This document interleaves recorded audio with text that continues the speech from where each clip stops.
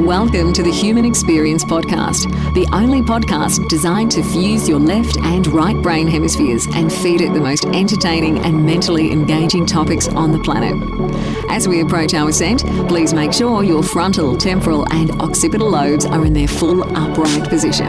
As you take your seat of consciousness, relax your senses and allow us to take you on a journey. We are the Intimate Strangers. Thank you for listening.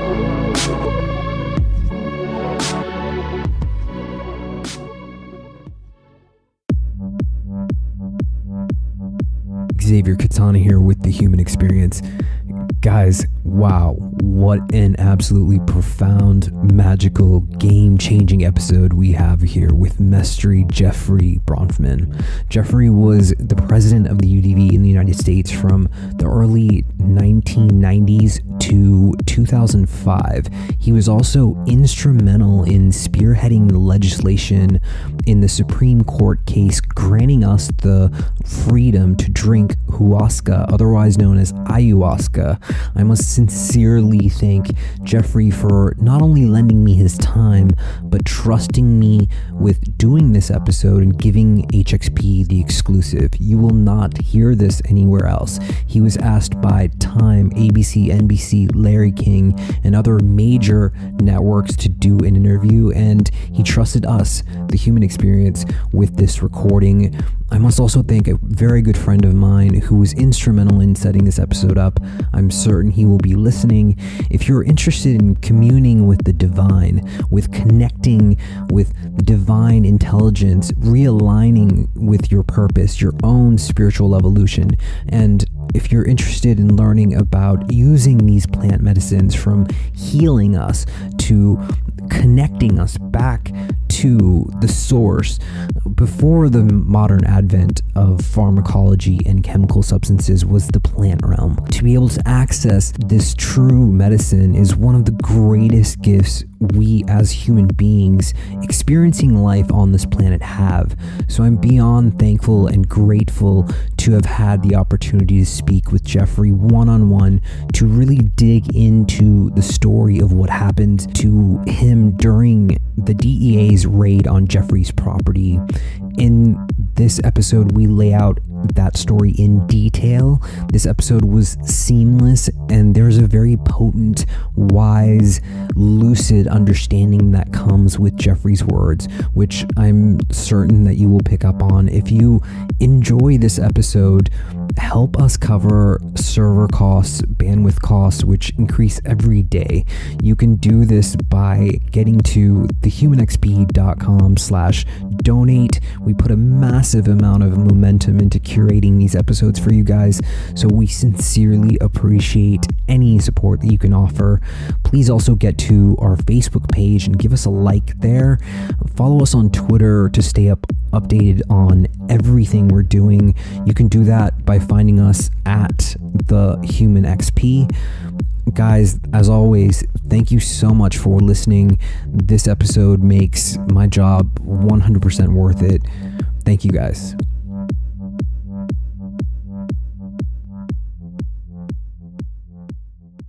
The Human Experience is in session. My guest today is Mr. Jeffery Bronfman. Jeffery, my good sir, it's an honor. Thank you so much for being here. Thank you for the privilege of communicating with you and through this conversation reaching out to others. So, Jeffery, we are talking about the UDV today. Before we get to that, I would like to the UDV and the Supreme Court legislation. I would like to know a little bit more about who you are. For anyone listening that might not know who you are, can you just tell us briefly about yourself and your background, please? Sure. I was born in a Jewish family, both on my father and my mother's side in Canada. And I was influenced in my youth from the sense of being part of a people with a long history going back thousands of years, and the sense of culture and identity that comes from that. And as I grew up, I recognized that there was more of a sense of a universal understanding about myself and my path and what it means to be human. And I began a search that led me to many different cultural traditions, really it began with teachings from India, as I think it began for many people. And then I started to appreciate the wisdom traditions from this hemisphere in terms of the native populations in Central and South America, and studying within different indigenous and shamanic traditions and appreciating the awareness that they had about the nature of the human experience and the nature of our consciousness and what the responsibilities of being human were and how to care for our community, the land, our families. And I became aware that within the wisdom traditions of the Americas, there were traditions that were based on the use of sacred plants and plants that could assist us in communing more fully with the natural world and gain a greater insight and understanding of ourselves. And so that began a process for me of learning more about that dimension of the human experience. And that's what ultimately brought me over a period of years to where I encountered the tradition that I follow today, which we speak of as the UDV, the União, the Vegetal, working with the sacred plants of the Amazon. Yeah, intriguing. So Jeffrey, you first became interested in the UDV in 1990 when you went into the Amazon to create a conservation preserve. Is that correct? That's correct. And let's fast forward a bit. And I mean, you embraced the religion, 1992. 1999, a shipment of the tea was seized. This was the foundation for the legal battle that subsequently followed. What happened in 1999, and what was the trigger event that led to the tea being seized, and what was your reaction to that?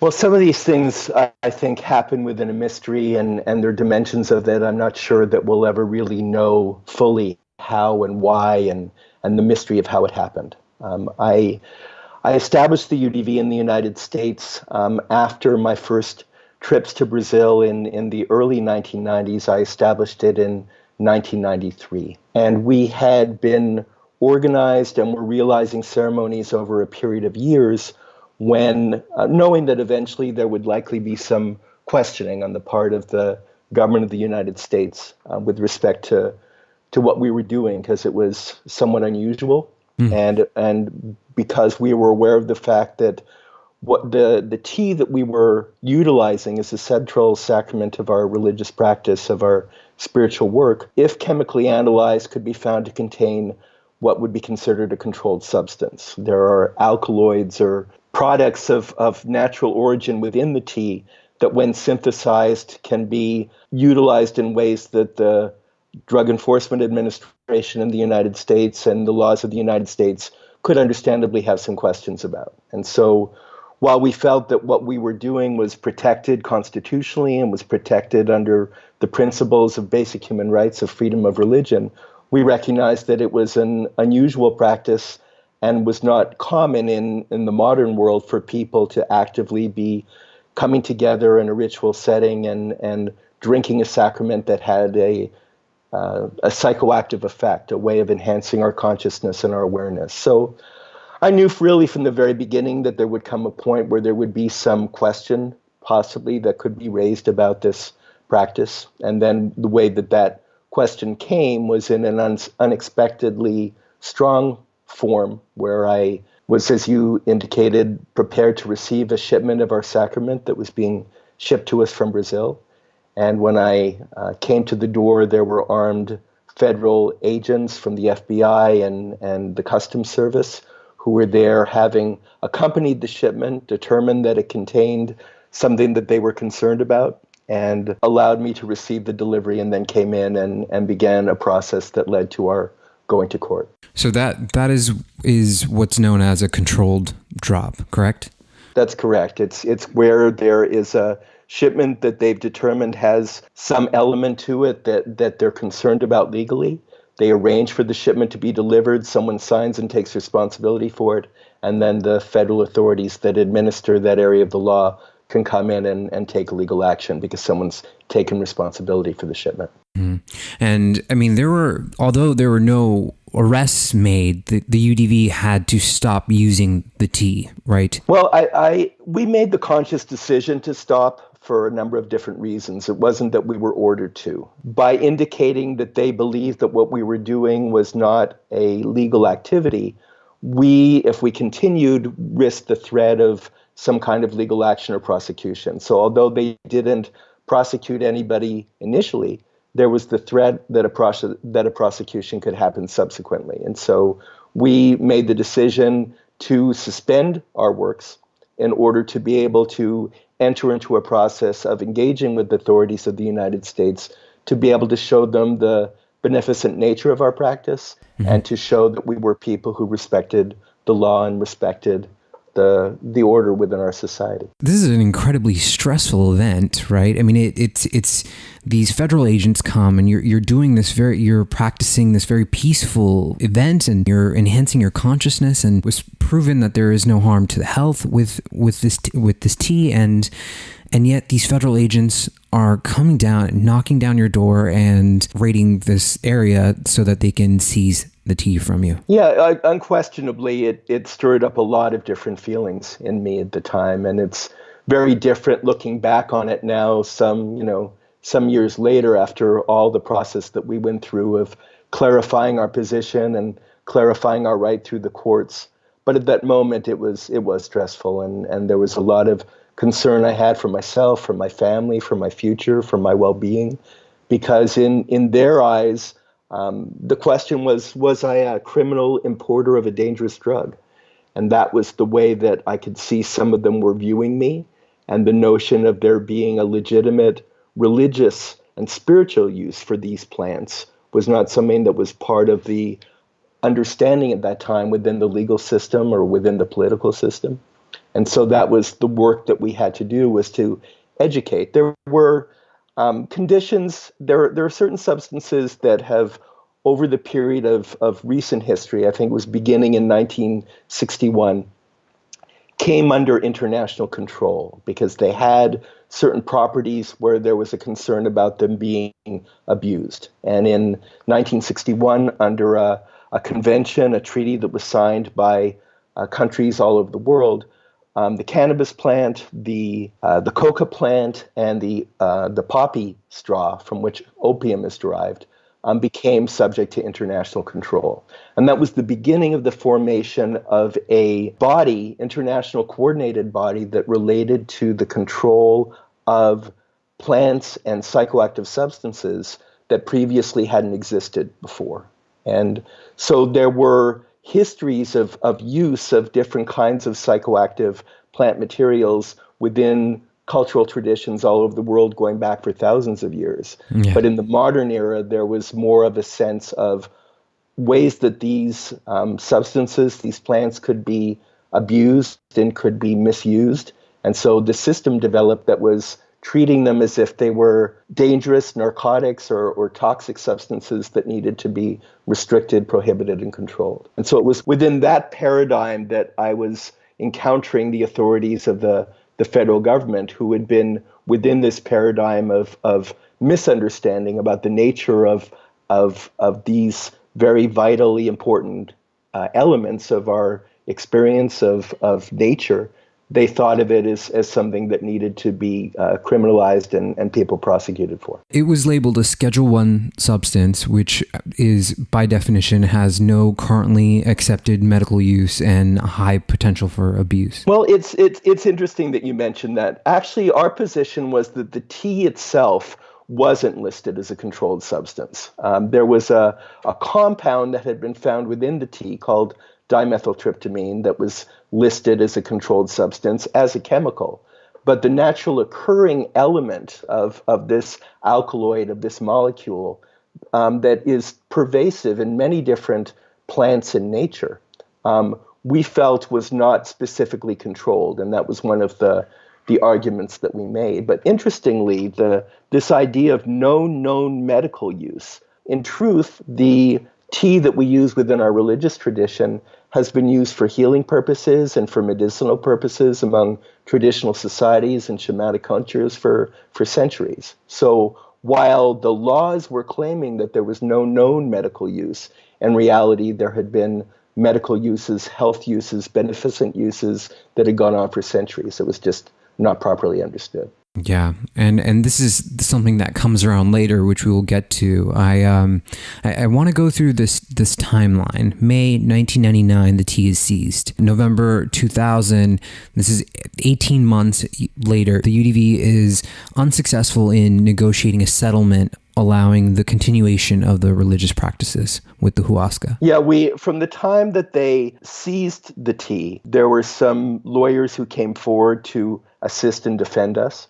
And we, through them, tried to have a number of different interfaces with the federal government, explaining to them that it would serve everyone's best interest if we could reach an agreement around how our practice could be registered and allowed, rather than having to go through a process where we were living in fear of our freedom and the whole situation was not clear in relationship to the legal status of our practice.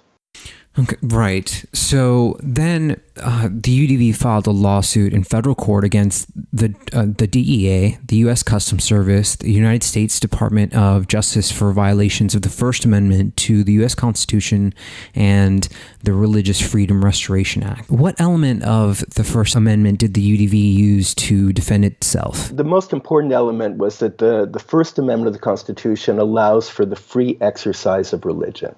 It's considered the most basic of all human rights. And in reality, the origin of the American society was born of people who were fleeing a different degree of religious persecution that was going on in England, and created a society here that was open to different forms of freedom of religion. You know, there's many countries in the world today still where the freedom of religion is the freedom to follow the religion that is the state-sponsored religion, as it was in the Church of England in the 1700s and 1600s when people start to emigrate to the Western world. So in the formation of the American society, it was based upon this principle of free exercise of religion, that the government should not be involved in the business of religion. It shouldn't be legislating and prohibiting religion, nor should it be sponsoring and determining what kind of religions people could follow. It was meant to be an area that was reserved in the Bill of Rights for people to have this most fundamental freedom of expression, of coming to know their own spiritual origin and connect to the sacred, connect to the divine. So that's the first freedom that's enunciated in the Bill of Rights is this free exercise of religion, and prohibiting the government from, or restricting the government from prohibiting this free expression in any way. So that was the basic principle. Yeah, and this is incredibly fascinating. So, what was the history behind? There were Native American organizations that were using peyote as a sacrament. So, I mean, this was key in the Supreme Court case. What was the history that you found, that you ended up kind of researching and finding other religions, other organizations using sacraments within their practice that ended up being a key element in winning this case? Well, there was this important precedent in terms of the existence of an organization called the Native American Church. And when these international treaties that I was speaking of before were implemented in terms of the laws of the United States, there was an accommodation that was made to the existence of this organization called the Native American Church that had been founded in the late 1800s, where they were allowed to utilize peyote within their religious rituals. And the Native American Church is a diverse organization that has many thousands of practitioners, not all of them Indian. Actually, there are many Native American Church members who have come to the Native American Church and found meaning in that spiritual practice, who also use peyote in the rituals, who are not Indian racially, but have accepted that as their spiritual practice and way of life. So in the controlled substance laws that the government was claiming applied to our religious practice, we were aware of the fact that there was an exemption for the religious use of peyote within the Native American Church. And this went back to another constitutional principle, which is equal justice under the law. That where the government has made an accommodation for one kind of activity, it can't restrict it somewhere else without a compelling reason to do so. It has to treat people equally under the law. And so because there was a tradition that specifically under the laws had been allowed the right to use plants within a spiritual context for their religious work, our claim was that they couldn't deny us that freedom, that it would be unconstitutional, unjust. There were a process of appeals, and then it eventually led to being a Supreme Court case that was a precedent. It allowed us to express the freedom of religion and drink the tea today in the United States. What was the timeline? How long did this take for it to move into the Supreme Court so that it could be declared by these judges? Now it's a long story, and there's many phases along the way. You know, we ended up filing the lawsuit in November of 2000. Mm-hmm. And then there was different stages of the litigation. First stage was in front of a single district court judge, where we were asking for a preliminary injunction, where based upon a case that we were prepared to present, that we could be allowed our spiritual practice on the basis of the different arguments that we were making. And the government very strongly tried to oppose that. Mm-hmm. And the judge ended up making a decision in our favor that ended up getting appealed by the government to the 10th Circuit Court of Appeals. And the 10th Circuit Court of Appeals is the United States judicial system is the appeals come from the states to different regions or what are called circuits in the legal terminology. And so the District Court of New Mexico is in the same circuit as the district court in the appeals court for Colorado and Montana and other states in kind of the central west United States. And so the case was appealed to that court. It was first heard by a 3-judge panel. That 3-judge panel, after a year of deliberation, ruled in our favor. The government then appealed to a full hearing of all the judges of this 10th Circuit Court. They agreed to hear the case. There was another period of briefing and oral arguments, another period of months that went by, and they ruled in our favor, again by a majority of 8-5, I believe. And then the government appealed it to the Supreme Court of the United States. From the time that we first filed the lawsuit in November of 2000 till the time that our case was heard by the Supreme Court of the United States was in November of 2005. So there was 5 years in active litigation from the time we first filed to the time that the Supreme Court heard our case. And then there was another several months after that before they wrote their ruling. Wow, it's really such an incredibly long, drawn-out process. Jeffrey, I'd really like to talk about some of the foundations of the UDV and how this tea is affecting consciousness. Because for me personally, I mean, after my first session with the tea, it completely changed my life. I used to drink alcohol, I used to do drugs, and after a single session with the tea, I have not had a drink since. That was approximately 2 years ago. I am a completely reformed, completely different human being because of this tea. How do you see these types of changes within the organization that you are part of? It's very personal, and it's an encounter that we make with our own true self, our own higher self, our own spirit, our own essential nature. And I think that as somebody finds greater awareness, naturally there are things that perhaps were things that we were unconsciously utilizing to help us deal with some of the challenges of life or the pain or some sense of dissatisfaction that people are subject to feeling. As we become more and more and more aware of who we truly are and our nature and connection to something superior, something spiritual, something sacred, something divine, more and more of these, our way of life changes. How we are within our body, how we are within our word, how we are within our consciousness, how we are within our practice starts to change as we gain awareness of who we really are. So that's how I see it working, is that the tea serves as a way of amplifying consciousness so that we become more aware of our thoughts, more aware of our feelings, more aware of our tendencies, more aware of our habits, and more consciously able to see the consequences of our choices in relationship to how we choose to use our word, what we choose to take into our bodies, how we choose to relate to other people. We gain more awareness and our life starts to transform as we become more conscious, because we start to see certain things that maybe we did habitually or maybe we did out of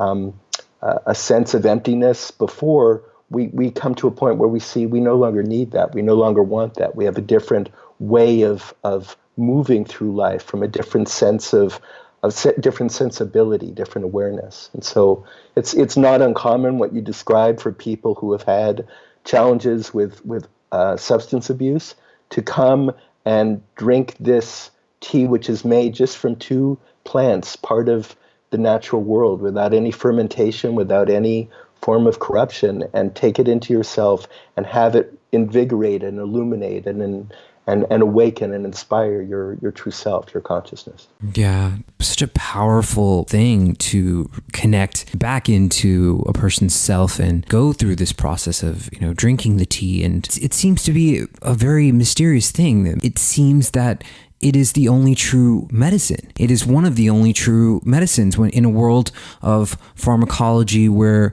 you're taking a pill to address symptoms. Here is something that is so life-changing, so life-altering, that after only one session, you're reconnecting with yourself. You're reconnecting with your own body, your own spirituality, your own consciousness. Well, one thing that's also true is that it really is very individual and very personal. Not everybody who comes has the same experience. Not everybody who comes has the same powerful sense of transformation happen right away. There was somebody I knew, for example, who came to rituals for a year before they actually experienced what they'd heard other people describing. But they could tell that there was something very dynamic going on. They just had to work through certain things before they could receive what was possible for them. But in the way that I look at medicine, I really believe that there's a divine intelligence that is responsible for the creation and the sustenance of the world that we live in.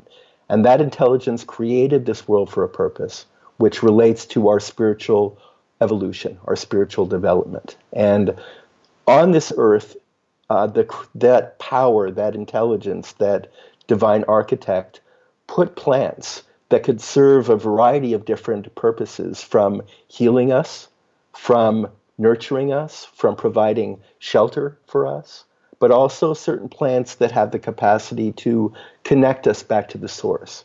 And so the real source of most medicine before this modern advent of pharmacology and pharmaceutical chemical substances was the plant realm, was where people would come to look for healing, to look for health. And so this, to be able to, I agree with you, I think that the true medicine, the true healing comes from plants. And there are many, many different kinds of plants that address many different dimensions of healing. What's unique about these 2 plants, which are united in a ritual way, is that they work on our consciousness and they work on our spirit. It's like a medicine for the spirit, a medicine for the part of us that has been feeling separate from life itself. And it restores that sense of connection to life. Yeah, I make a small joke to my friends. I say that instead of a bank on every street corner, we should have a UDV center on every street corner. I feel it's so integral to connect with these compounds that do seem to serve as this true medicine. If we could just explore what is happening in a ritual setting within a UDV. When a person comes to the UDV, what is happening there? Well, they would encounter a very simply designed room where there is a simple altar and a simple photograph of the founder of our religion, Mestre Gabriel, and a place where the sacrament is held and people come up and receive it one by one. We drink all together at the same time. We sit in comfortable chairs that support us, and people concentrate within themselves. We drink this tea for the purposes of mental concentration, to help us have greater facility for inner reflection, for inner contemplation, to be able to have greater awareness of our own self. And it also animates and elevates our awareness of our own vital energy, of our own spirit, as I was saying before. And so the rituals are contemplative, they're instructive. Within the rituals, there are teachings that are given, orientations given. People have the opportunity to ask questions and to study within the answers that are given, to find greater awareness around the things that perhaps are challenges for them in life. And so that's what the UDV rituals are for, to help instruct, to help orient, to help guide, and to help give people the experience of a greater connection to God. And this is why, as you were drinking this tea through the 90s, this is why it was so important to you to see that this legislation worked in your favor, that the court decided in your favor, because of the mutual benefit for humanity, for human beings to have access to something that helped them heal themselves. No, absolutely. I mean, I knew that there was a lot at stake. I mean, there was my personal freedom that was at stake, because if the decision had gone a different way, I conceivably could have been found to have violated a law and punished within the rules of law in our society for having done that. Fortunately, I was guarded throughout the whole process, and no harm came to me at any moment. But there was the awareness that I had that this wasn't just for me, that I really was struggling for a possibility for the people in the United States, and a possibility really for people around the world to have this way of communing with the divine, this way of reconnecting with nature, this way of gaining greater spiritual awareness, validated and affirmed and guarded within the law. And so I knew that this was more than a personal struggle. I really wanted this possibility for humanity to be affirmed and to be confirmed legally. Wow. Yeah. In more than a 10-year legal struggle, the UDV did end up securing the right to use hoasca as a tea, as a religious sacrament in the United States. Yeah, we were able to, and it resulted from a lot of very conscientious work. One thing that the UDV teaches relates to the importance of our word. And literally in the process of arriving at the decision of receiving the word of the Supreme Court, confirming that we had the legal right that we were seeking them to affirm, we prepared thousands of pages of documents to present, telling our story, giving testimony, having medical experts, having legal scholars, having treaty scholars, having scientists, having doctors, having different people come forward to give their testimony about the validity of our religious practice, in order to be able to have the court with full awareness confirm it. And the decision was unanimous, and that was something that I wasn't expecting, but it was something that it was apparently so clear to the judges from the time we began till the time that we completed the presentation of our case, that we had a unanimous decision from the Supreme Court that is rarely unanimous about anything in this current era. But it was something that they could see, and it was very powerful. I remember the day that the oral arguments were being presented, and this was people with a lot of authority, legal authority, judicial authority, political authority, a lot of power in relationship to government authority, that we were coming before with the government of the United States asking them to deny us rights that we felt were inherent within the Constitution and inherent within the law. And so they, on the one side, had very experienced and powerfully situated government lawyers who were asking the Supreme Court to reverse the decisions that the judges in the courts below had already affirmed. And there was 14 different judges that had already reviewed the case and affirmed it, and then they were asking these 9 judges to change the decision that these lower court judges had reached. And so it was a powerful moment to come before this tribunal, and in the Supreme Court chambers, there are these images of different lawgivers, images of different people who brought the law and the light through the law to humanity. And so these people were there sitting in consideration of the right of people to unite with the sacred, the right of people to know our own origin, the right of people to connect and commune. And there was, the authority, the political authority was coming and presenting all the arguments that they could to try to claim why this shouldn't be allowed.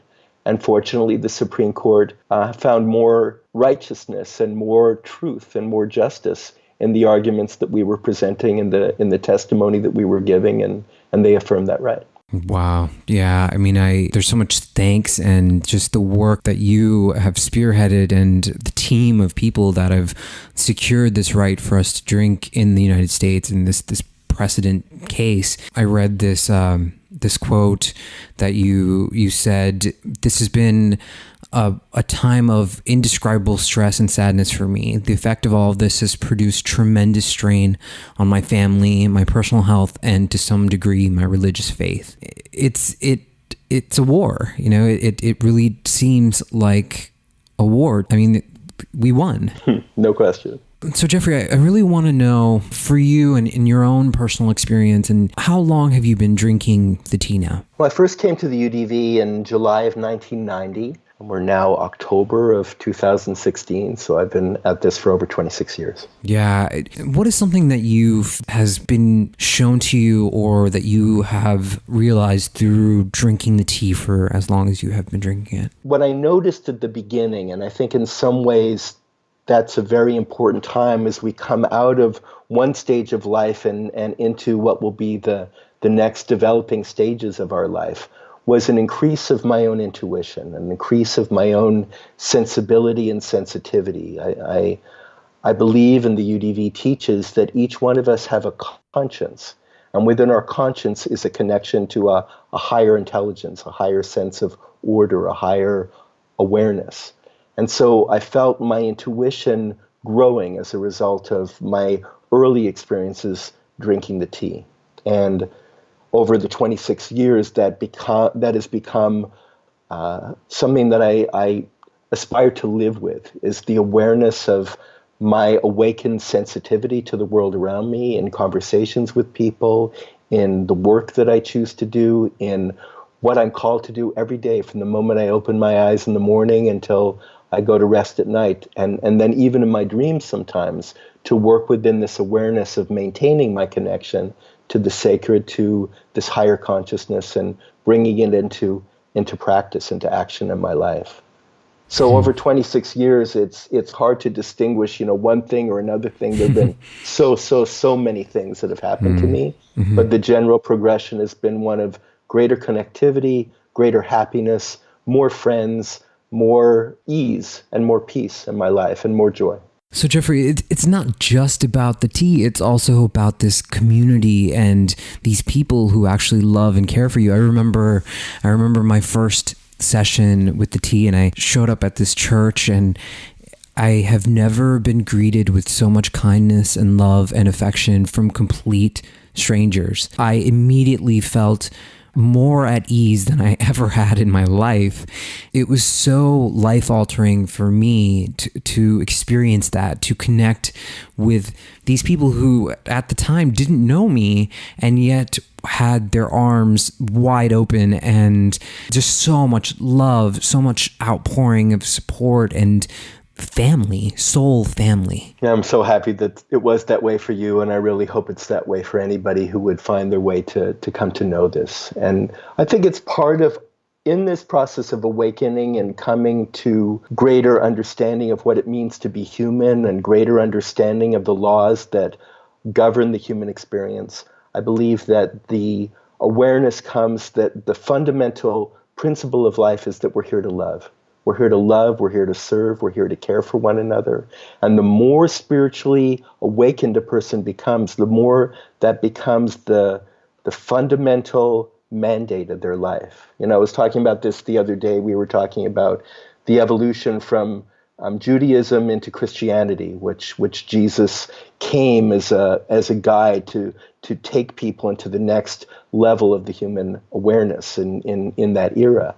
And at that time, there were hundreds of laws and regulations that were practiced within the religion, the faith of that time. And Jesus came, in a sense, to clarify and to simplify that. And he said that the essence of the law is one, and I guess it became known as the golden rule, to love God above all things and to love the other as you love yourself. And that simple practice is something that the more awakened we become, the more the imperative to love, I think, starts to guide us. And so you can encounter that with people who are genuinely and sincerely interested in you and caring about you and wanting to welcome you because they want to extend to you the care and the love that they've been treated with in their walk and their practice as well. That's very profound, everything you're saying. And is there something that, I notice with this show, and we do cover hoasca and we do cover this type of topic. So I get many messages where people are seeking the tea. They're looking for the tea. And there has almost been a sort of migration that has happened towards an actual medicine outside of the Western medical system, that where people they feel that this tea can change their lives. And I think every story that I've heard about someone traveling to Peru and spending, $4,000 or $5,000 to go there and drink with a shaman there seems to, it's almost becoming sort of a trend for people of my generation that are seeking something more than just the ordinary and the same answers that we've always gotten, and we're just searching for more. We're searching for the truth. And so my question to anyone listening to this show and listening to us, how can we become more in tune with our own consciousness and our own desires and our own needs and what we need to do for ourselves and for humanity? That's a huge question. I mean, I feel that there's a universal truth that has reflected in so many of the religions of the world and so many spiritual practices of the world. And I think people who find that truth find resonance with people from different faiths or from very different cultures, because we live according to the same basic principles when we come to understand the purpose of life, when we come to understand the essence of life and the meaning of life. And so I think that this quest that has been evolving, where people have been called to, now that the awareness that this possibility exists has been brought to greater awareness. I mean, I was at a conference in Spain in 2014 that was centered around the use of this tea. It was called the Globalization of Ayahuasca Conference, the first international conference on this topic. And there were people from over 70 countries there, hundreds of people who were interested in learning more about this tea. And I'm going to be, in a couple of weeks, going down to Rio Branco, Brazil, where there's going to be the second conference, and people, again, from all over the world and different cultures coming. And because where this conference is occurring, it's actually taking place in the Amazon region. There are people from tribal cultures and shamanic healers and people from different ways of working with this sacred tea who are going to be coming and presenting at the conference. And I think that the repercussions of it are going to be very powerful, and many more people are going to learn about this. And as often happens with our tendencies, which sometimes are needing to improve, and that they're not everybody who works with the tea does it with the same degree of integrity, does it with the same degree of care, does it with the same degree of consciousness. Mm-hmm. And so it's not just the tea itself that brings about the transformation. And this is a point that we really, that I hope people can understand, and that I always try to strive to clarify. The tea itself is a tool, but it's a tool or a key, shall we say, that could open many different doors. And it's which doors get opened and how a person is directed and conducted within the ritual that really brings about the change of life. So what we teach about in the UDV is it's the tea, it's the teachings that come from the mestre and from the mestres that he taught, who have taught other mestres who today carry these teachings forward. The doctrine, which is about the changes that we need to make in our life to have greater equilibrium, to have greater health, to have greater harmony in our lives. And then there's what you spoke of before, the friendship, the community of love, where we live these principles and we make these practice. And all of those elements are vital. So it's not just drinking the tea itself. And there have been unfortunate incidences where people spend a lot of money and they've traveled down to the Amazon and they've had an experience that was not positive for them. And I know of people who have returned very disoriented from that. So the tea in and of itself is not a cure-all. It is something that has the potential to bring great goodness and great benefit, but it depends where you receive it, in what context you receive it, and how you're instructed to work with it that brings about the real change. Yeah, wow, that's such a powerful tool, such a powerful thing, such a powerful organization.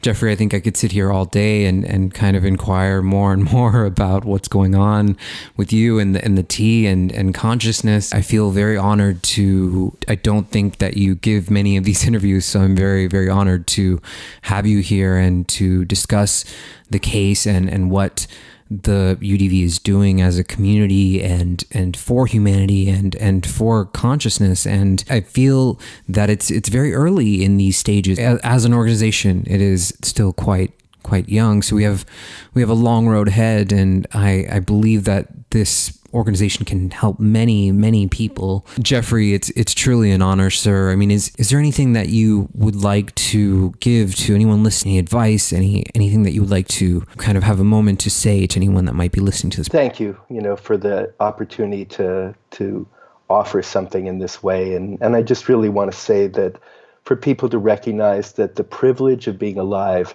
is a sacred gift that has come to each one of us from a divine intelligence, and that our life is filled with meaning, and that we each have a purpose that we have come onto this earth in order to realize. Ultimately, that purpose being to awaken spiritually and come to understand our relationship to this infinite divine power, which is filled with light, which is peace, which is love. And this is our destiny. This is our inheritance. And so if people are finding that their experience is unsatisfying or hard, or they're finding they're in a time of uncertainty, I just want to offer the reassurance that there is great hope and great reason for knowing that there's something awaiting you, something that can fulfill you, something that will be the answer to your prayers, something that will teach you how to live in harmony with the beauty that's all around us, and that this is really what awaits each one of us. And I just